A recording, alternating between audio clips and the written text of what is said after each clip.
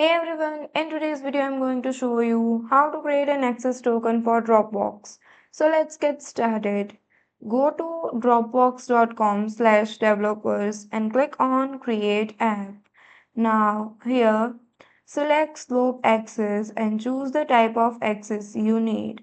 Then here give your form a name. For example, I am giving ABC456. Now at the bottom right side, you will see the option of create app. Click on this and you will land to the app setting page. Now scroll down until you find generate access token and click on the generate button.